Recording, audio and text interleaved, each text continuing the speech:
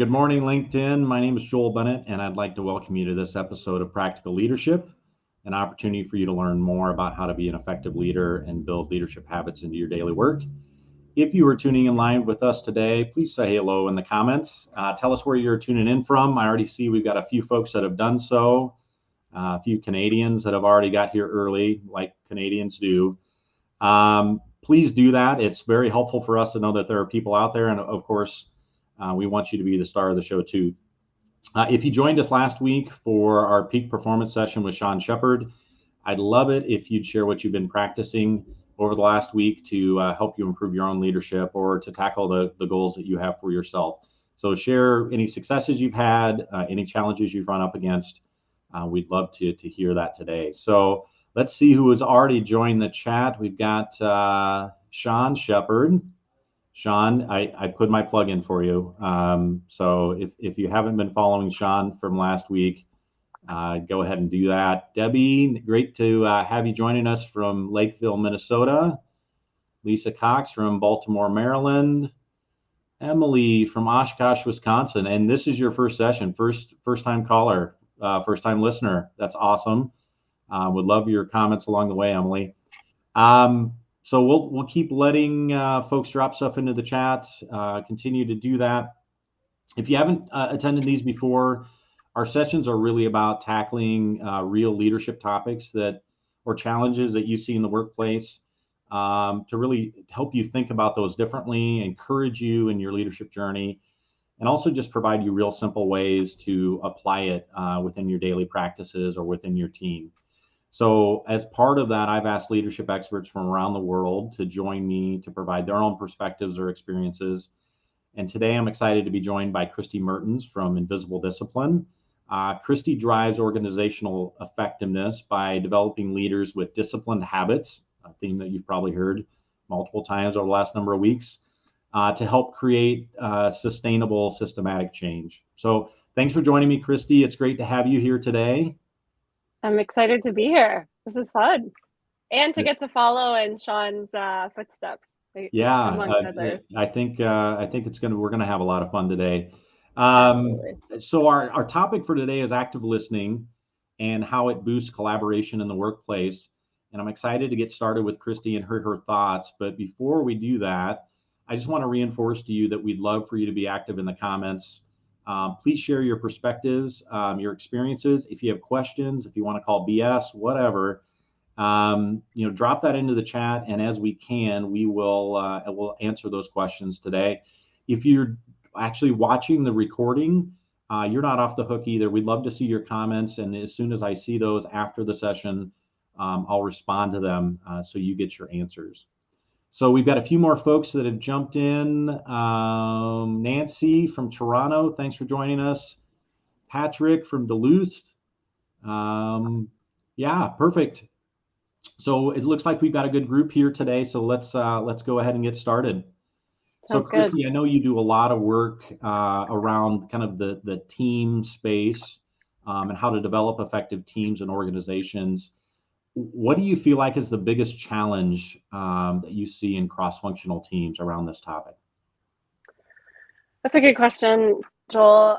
For context, I work with large teams. I work with executive teams. I work with working groups that are meant to slice across a matrix of an organization.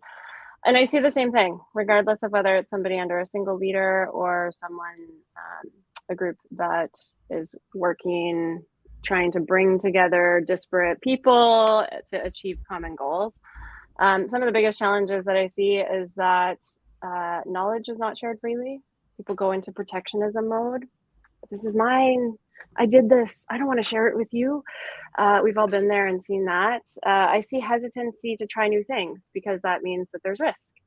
And if we're afraid to try new things when we have a new team coming together to collaborate, then we're likely to do the same old thing and not to improve or innovate and try and work more frequently and better outcomes together. Oftentimes, one of the biggest challenges that I see is teams not wanting to share resources. They want to hoard their resources. They don't want to share amongst each other. They want to help each other. They know that it's good, but when push comes to shove, they don't know how, and they are not encouraged necessarily to help each other because they might be, especially in those cross-functional teams, they might not be incentivized to do that. And it's interesting because if you think about all of those pain points and the challenges in these teams, like one common thread that we observe, and you probably see this more than I do, Joel, one common thread that we see is how they're communicating.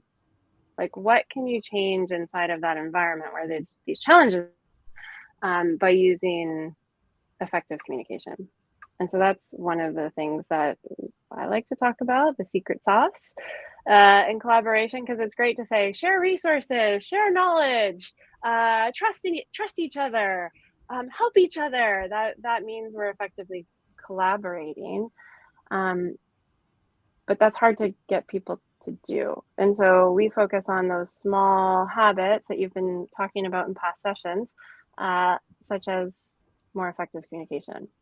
And that's where active listening comes in. It's like the secret sauce that helps us make those changes and collaborate better. Yeah. It's interesting to me because I've been in a couple of organizations, both as an employee and as a consultant, kind of walking in.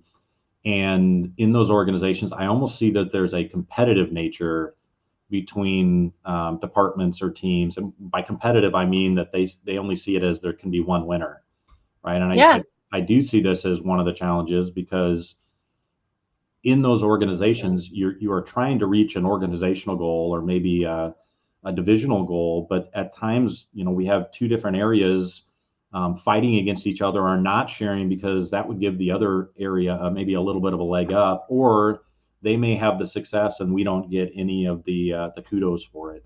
And it's odd to me that in midst of especially big business projects or huge goals for the year, sales goals, whatever else, that people will kind of throw this collaboration away and try to stay in their silo to have that success. Mm-hmm. As you think about, you talked about the word collaboration and the kind of the value of collaboration. You mentioned the phrase secret sauce, but I think some people are resistant to focusing on collaboration because it feels like one of those soft areas of business. How do you think that they overcome that, or especially in these organizations that feel uber competitive with each other? How do we get around that barrier? It's such a good question. And one of my past organizations that I worked with, we tried to focus on improving cultures with some of our clients. And they talk about their values, and values inevitably would come, there would be one value somewhere around collaboration. And so in principle, we want collaboration to be the thing that we do. But then in practice, when we talk about, okay, so how do we collaborate better? The wall goes up immediately. It's like, no, like we don't do that soft stuff. Like we've got deliverables and productivity, and like don't talk to me about soft skills. And I really dislike the term soft skills. I don't know how you feel about it, but I don't believe that listening effectively, communicating effectively, being able to negotiate, being able to influence and change those, you're talking about incentives. We measure what we want to see progress on. And so if we want to see progress on shared goals, then let's make shared goals our area of focus, and talk about how we will achieve those shared goals. So one of the things that I've stopped doing is saying, okay, we're going to focus on improving soft skills of our leadership team and say, we're going to focus on the behaviors we need to make those shared goals come to life. Yeah, amen. And that sometimes makes a small shift with the people that we're working with. And it's like, oh, I have to do things slightly differently to make this plan come to life. It's not about the soft skills. I've heard the phrase, you can't be nice or you can't be kind at work. You just got to be productive. Yeah. You're leading. Yeah. And it's it's the people side of the business, right? I mean, if you lead a Yeah. team, or even if you just have one direct report, at the end of the day, if you can't interact well, you can't communicate well. I mean, those soft skills actually drive hard results. And I think that's where, you know, a lot of leaders, a lot of businesses forget the fact that when people can't perform because they don't have what they need, or we're not setting clear expectations or communicating direction, or in this way collaborating to get a Yeah. shared result, I mean, it absolutely can get in the way of us hitting our big goals. When Mm. you've had clients that like to use that term soft skills, and you try to get them to change that mentality, or that perspective, what where do you try to start? I mean, like, what's if I came to you and said, yeah, I just don't want to focus in on some of those soft skills. I don't want to, hold hands and sing kumbaya around the fire, or brainstorm, or I just want to get stuff done. I want to be productive. Where do you typically start with a leader like that? I love the reference to sitting around in a circle and singing kumbaya. Um, we start with the end in mind. So, what are the outcomes that you want to achieve then, said leader? And then, if those are the outcomes you want to achieve, what are the actions that are going to lead us towards that? If those are the actions that we need, then what are the behaviors that you need to see out of your team to make sure that we deliver that? So I talk about it as that mindset, and then what are the mindsets that lead to those behaviors? So like imagine I just did like a reverse like chevron diagram. So that tends to work really well when we start with the end in mind. Like what are we trying to achieve? As opposed to going in with a focus that says, all right, let's talk about our mindsets and our behaviors. Let's talk about how we're going to work together. It's about those outcomes and measurable milestones that are going to get us there. And I actually like setting measures for collaboration as well. Like, how well is this team collaborating? How well is this team behaving based on shared set of expectations that we give each other? Uh, So, yeah. as you were talking there, you're talking about trying to take action towards some of these goals. I think it's interesting that when we talk about collaboration, it's driven by interaction, right? Like, I Yeah. have to work with somebody else. It's very rare Yes. that you can actually drive things all by yourself and complete your goals. Even as a small business owner, one person organization, I, I can't do everything myself. And so to be able to interact with vendors, clients, whatever else, if I don't do that well, if I can't collaborate with them to get to a Mm-hmm. final result, I'm lost. I'm not going to hit any of my goals. So I think it's that interaction, that action piece of collaboration is a big part of it. I I see we've got had a. Oh, go ahead. oh I had somebody in a collaboration boot camp years ago reach out to me recently and said, "Hey, I had a really big revelation when I went through collaboration boot camp with you," which is just a code for getting teams to effectively achieve their results together and how they're going to collaborate. And he reached out and he said, "I had a really big aha when we went through boot camp, which was I can't do it all alone. I don't have all the answers. I've always thought I've had the answers, and I had to be the leader that made the decisions, and I had to tell people what to do. And I realized that it's that sum of parts that we're better together." And I asked, and I said, "So that's really interesting. So what have you done differently over the past couple of years? I haven't seen you." And he said, "Well, I just listen to what my team says. I hire really smart people." It's that Steve Jobs mindset, the Steve Jobs quote. You've seen that before. Yeah. Like listen to the people that you hire. You don't hire them to tell them what to do. You hire them to listen to them and grow from them. And so he's really activated that listening muscle, and he said it's changed everything. And his team is now under his leadership. It's a collaborative team. It's all those high points. It's really interesting. That's great. So I Yeah. see there's some things coming in the comments. I want to see if there are any questions here that we can answer for folks. Lisa Cox has a couple of posts here. Evidence that Oh, the I like lack it. of collaboration has on business results, department results, time and money, followership. I love that word. Mm-hmm. and this thought process around growth versus a fixed mindset. That is that mindset piece that you mentioned earlier. I'll go back to the organizations where I've come in as a consultant around leadership, where that competitive nature is.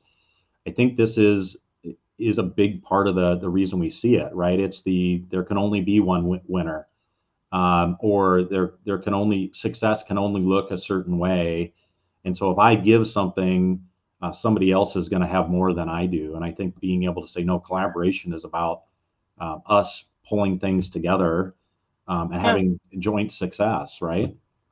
Yeah, it's those shared goals. It's really those shared goals. And it's about how we understand each other too.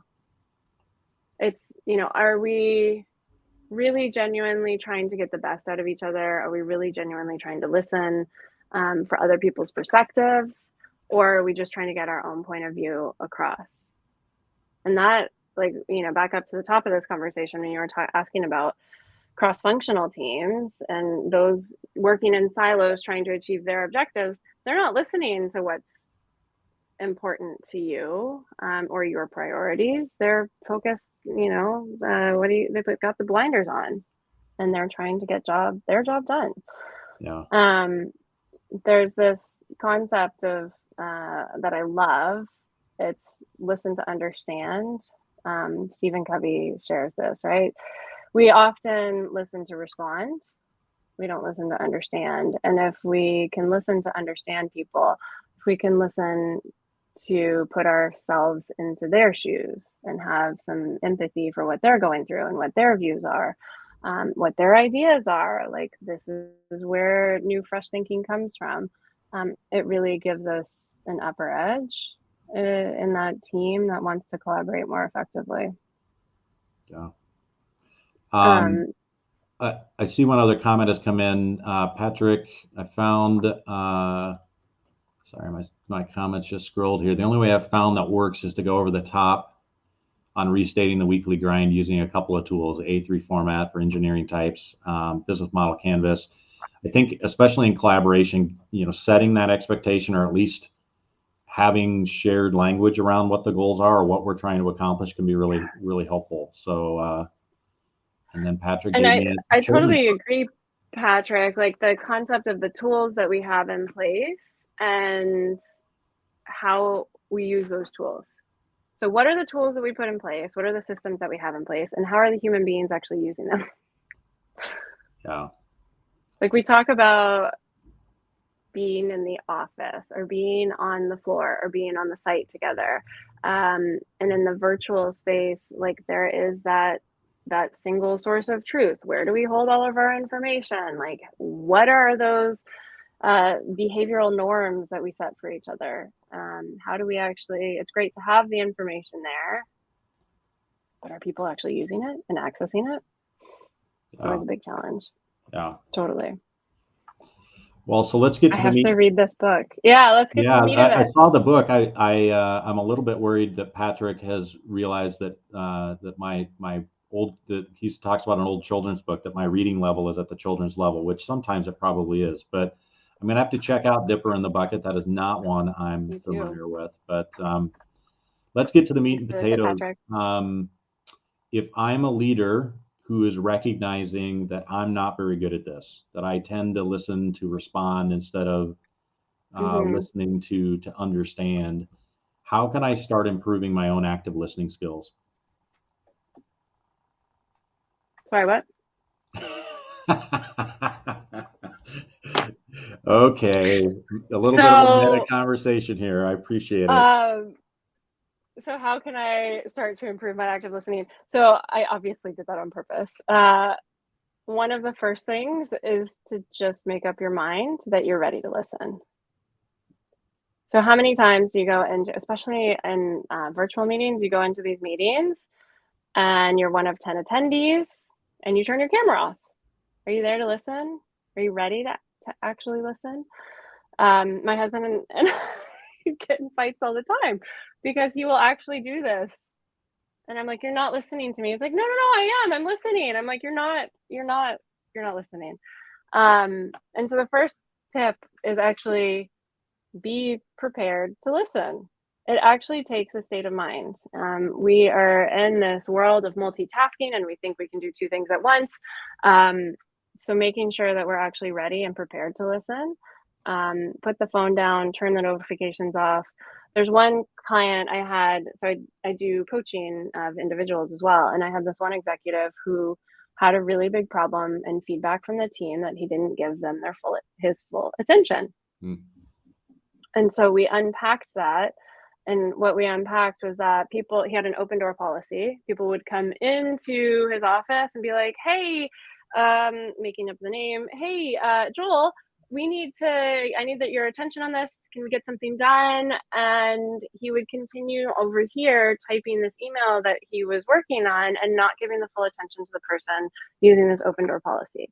Yeah. So the habit that he started working on was, I'm actually going to tell you, listen, I want to hear you. I want to have a conversation with you. I have to finish what I'm doing. Can you come back in 10 minutes? And when the person came back, he had a practice of putting the laptop down, putting this screen off, turning off the phone, and it's a 5-minute conversation, but you got my full attention in those 5 minutes. So it's amazing how distracted we are in society. And so resist the temptation to multitask and actually be present. Yeah. The thing I really like about that is you have to start with that mindset, right? Is to go in and say, no, I'm here to listen. I want to understand. You mentioned, doing something off in the background. In my last corporate role, I realized that I was doing this a lot. People would come to my office and I'd be trying to finish an email or I was looking at something else or doing something else. And I decided I created a rule, and I may have mentioned this in Sean's session, but I told myself if I'm interacting with somebody, I can't have anything in my hands. And so I can't have a phone in my hands. I can't have my hands on the keyboard. I even sometimes would get out of the habit of kind of resting my hands on things. But the point of it was that I was fully connected with them and I was listening to what was going on. And I think if we can get rid of the distractions, it's a lot easier for us to listen well. The other piece for me, because especially in meetings, you get in and you're hearing all these things going on and you're trying to formulate, ideas and responses, that I would have to tell myself, I'm going to be the third person to talk. And so whoever was sharing, I can't be the next person. And to do that, that meant I have to listen to them. I have to listen to somebody else's perspective, and then, decide how do I craft my own response to that. Which is really interesting when you only have a meeting with one other person to be the third person to talk. But it just means asking questions and allowing them to really fill in some of the details. Any other tips that you would give on starting this active listening journey? One of my favorite lessons from becoming a coach is try and have a conversation with somebody for an hour and you don't say anything except for asking questions. It's your only job. Yeah. It's a really hard skill. I do this with teams in live sessions. And they say the same thing you said. It's like they're thinking, but like, what's the question I'm going to ask? And when am I going to ask the question? This person's talking. So it's a learned behavior and making sure that we're, again, listening to what people are saying. Like, I just want to know what you have to tell me. And I'm going to ask some questions to go deeper on that. I think that's one of the big tips also is listening. In listening is asking questions and not being so consumed with the space that's in our head while other people are talking, trying to fill it with my thoughts, my point of view.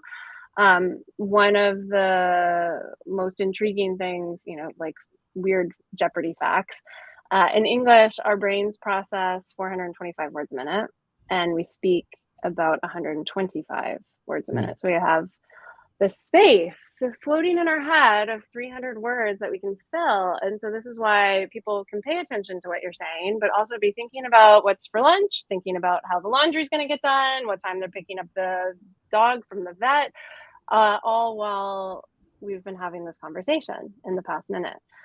And so what we try and train people on is, how do you acknowledge those thoughts are there? That's fine, but bring it back and bring the attention back to Joel. Bring the attention back to you. What's important to you? And sometimes I like to get people to try that. I don't know if you've heard of the term empathetic listening. Hmm. Did you Tell ever me read more the on that. book from Chris Voss, The Hostage Negotiator? Did you ever read that one? No, this is cool. Oh, it's such a good one. So the book is, and somebody put it in the chat if I get this wrong, Never Split the Difference by Chris Voss, Voss. He was a hostage negotiator, and he said the number one skill that you can use to get people to feel heard in a conversation, to get a hostage, like somebody that has a hostage, is to use mirroring, play back what's been said before, show them that you get their point of view, and use that then to your advantage. Because all we want as humans is to feel heard. Yeah. Like, we just want, my kid said to me the other day, my 8-year-old son, he's like, it's really hard to be a kid. You don't have control over your life. And I said, you're so right, buddy. Like, you don't have any control. And he's like, you get me. And it was just like that playback of his words coming out of mom's mouth. It was so important to him. Thank you for the right book, Sean. It was so important to feel heard. And that's one of the things, like, if there's one thing that you can take away and practice, show people that you're listening, show people with the words and the phrases that you're using, and play back what they've just said. Yeah. Like, what is it that they've heard? Yeah. What's important to them? I love it. And as we try to keep things really simple here, I think that's something we can all do, right away, is as we're interacting with people, try to understand not just what they're saying, but their perspective, kind of put yourself in their shoes so they can feel heard as you respond to what you're hearing. So that's fantastic. Well, as I'm looking at the time, we're going to wind this down. As usual, I've mentioned this before, but LinkedIn can be used for a lot of things. Again, today I'd like to use it as a bit of a catalyst for action for you, the viewer, and for some of you, maybe a little bit of accountability. You've invested the time today to learn more about being more effective as a leader, and more specifically about this topic around active listening and collaboration. So you need to understand, no matter what you heard today, whether you thought it was brilliant or you thought it was stupid, whether you feel like it's going to take you to the next level, if you don't do anything with it, if you don't practice this, it's going to be completely wasted time. And that's not obviously something that we want for you. So with that in mind, I want you to identify one simple thing that you can commit to doing over the next 7 days to take your leadership to the next level. And once you have that, I would like you to drop it in the comments and get specific if you can. Are there certain situations where you need to be a better active listener? Are there certain environments where you need to be better with active listening or being more of an empathetic listener? So get specific if you can. It's going to be a lot easier for you to then to understand when you're in that situation, kind of understanding your trigger. And hopefully when we get together next week for our next session, you can share how things went, whether that's successes you had along the way or maybe some challenges that you bumped up against. So take 15 seconds now, jump into the comment section, hold yourself accountable to taking action on this, and drop in your thoughts or drop in your goal for the next 7 days. And as you do that, I want to thank you, Christi, for joining me today. This is an important topic for a lot of us, and I know I'm going to be taking away some ideas of my own. This empathetic listening piece is one of them. And so thank you for what you've shared and your experience along the way. It's a lot of fun. And I'm going to echo what you said. Write down your commitment to yourself, because you're 40% more likely to follow through on it. Fantastic. Love hard facts. If you want to get a hold of Christi and hear more about her work, I'd encourage you to reach out to her on LinkedIn, follow her activity there. You mentioned your collaboration bootcamp. Is that something you still run? I do. Run collaboration bootcamp for inside of team. If you're interested, let me know. Yeah, reach out to Christi, find out more about that. I'm sure she'd love to be able to work with you. Definitely. So that brings us to the point in the program where I introduce our next superstar guru, and I have good news and I have bad news. The bad news is I don't have that. The good news is you still have me next week. So February 15th, I plan to just talk to you about a simple framework on how to diagnose the root causes of people performance issues. It's something that comes up in a number of our comment sections. It's one of the things I get asked every day by leaders. Hey, I've got somebody that's not meeting my expectations. How do I figure out what's going on here? So while I'll be tackling that solo, I'm hoping that a good part of that session will be time that we can use as Q&A, specific situations you may be in, or problems that you've run up against in the past that maybe you want to do over on for future. So keep your eyes out for that LinkedIn posting for that session, or if you'd like, drop a note in the chat and I'll make sure I personally invite you next week. And again, I'd encourage you to take something you learned today, put it into practice as soon as today.